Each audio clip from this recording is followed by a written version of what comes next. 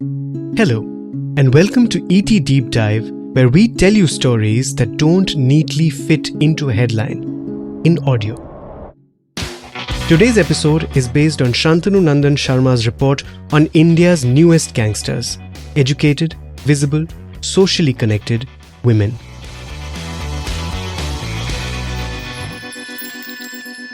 It's Sunday, the 3rd of May. I'm Anirban Chaudhary. This is the Morning Brief.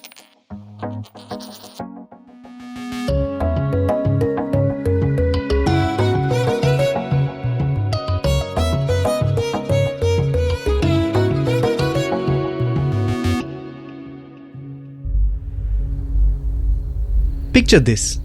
A young woman from Jhunjhunu in Rajasthan, an AK-47 tattooed on her hand, like a declaration of intent.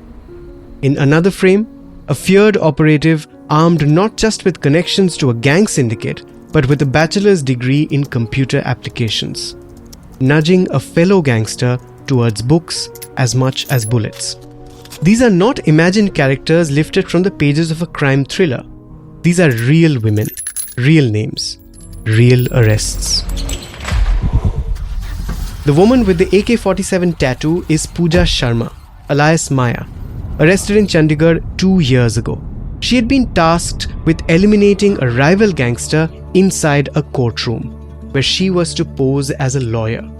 The educated operative is Anuradha Chaudhary, better known as Revolver Rani.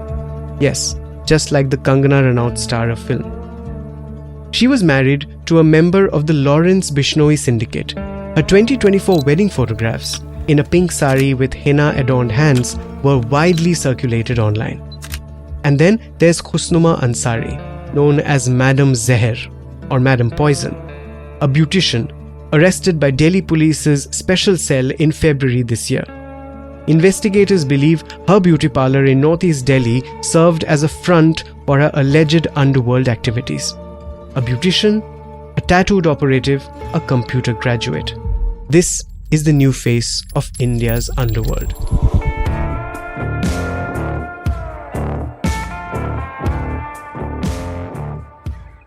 For decades, Mumbai was the epicenter of gangsterism, its underworld immortalized and often glamorized by Bollywood films depicting extortion racket and bloody intra-gang rivalries set against the city's skyline. But over the past decade, the theatre of action has steadily shifted northwards to Delhi and its adjoining belt stretching across Haryana, Rajasthan and Punjab. If Dawood Ibrahim once defined the face of organized crime, today the name that commands fear is Lawrence Bishnoi. His network, sprawling and decentralized, is run through a web of operatives across India and abroad, even as Bishnoi himself, a law graduate from Punjab University, has remained lodged in various Indian jails since 2014. And increasingly, women are central to how that network operates.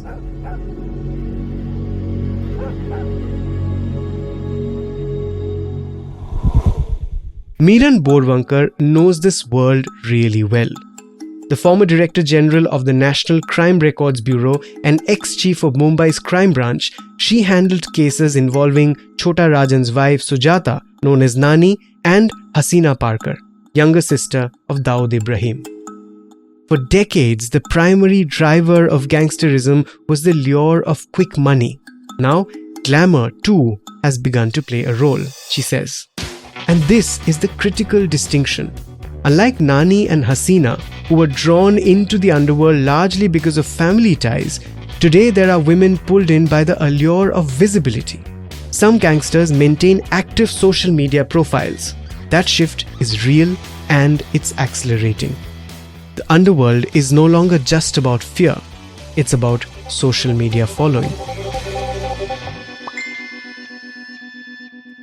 Consider Zoya Khan, an operative linked to the Lawrence Bishnoi group, whose arrest last year exposed an unexpected double life. She was also a regular at high-profile social gatherings, dressed in designer labels, curating a polished Instagram presence with a sizable following.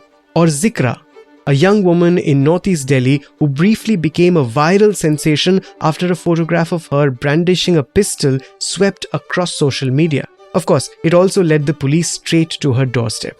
She has been since named in the killing of a teenage boy in the capital.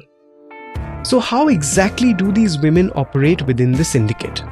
Vikram Singh, former Director General of Police Uttar Pradesh, explains. Many women gangsters grow up in environments steeped in crime where the possibility of leading a law-abiding life is difficult.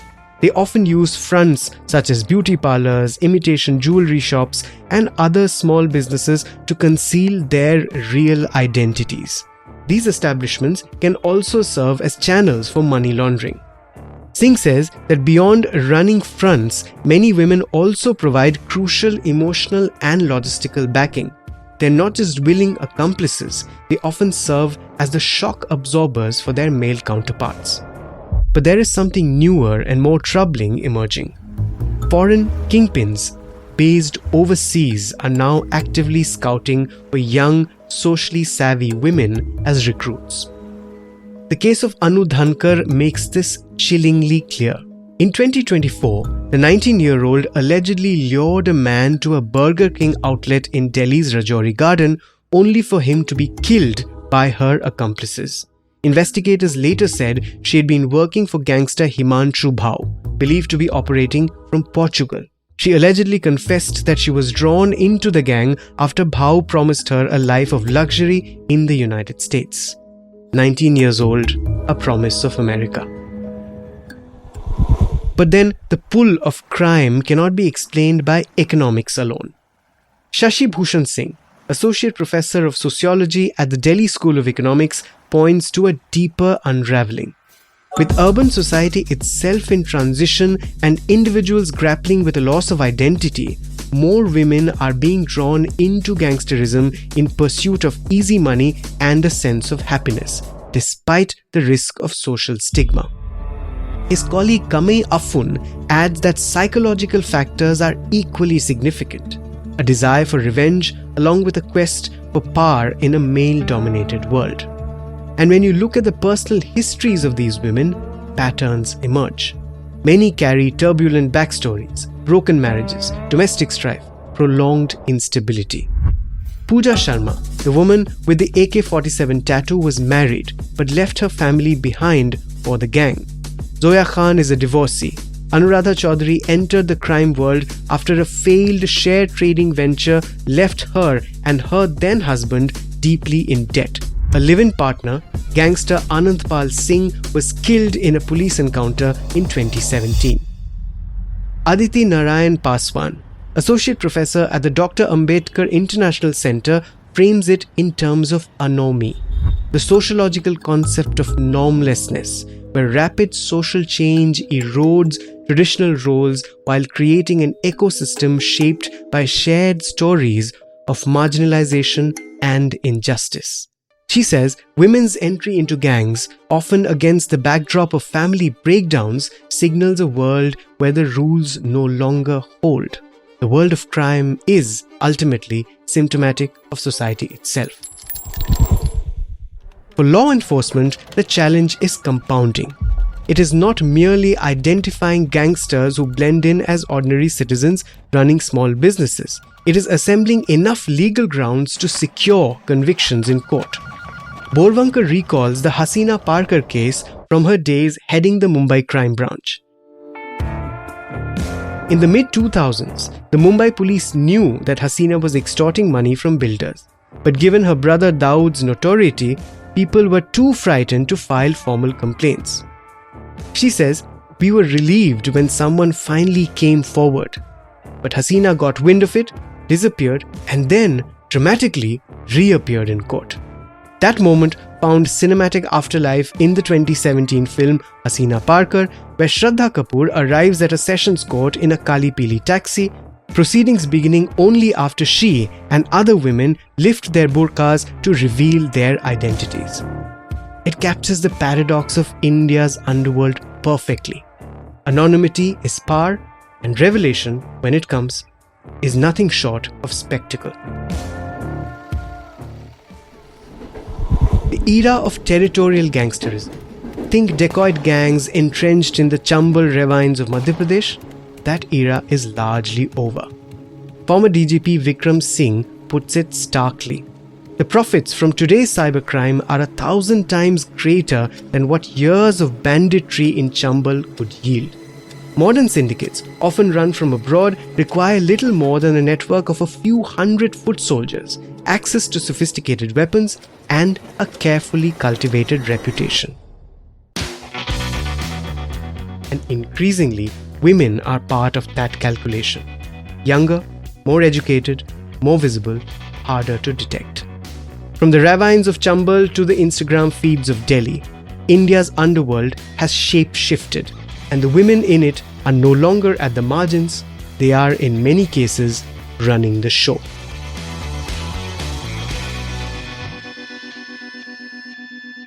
That's it for today. This is the latest from ET Deep Dive, our Sunday series from the Morning Brief podcast. The story was reported by Shantanu Nandan Sharma, narrated for audio by me, Anirban Chaudhary, sound designed by Amrit Reggie. Keep listening to the Morning Brief wherever you get your podcasts.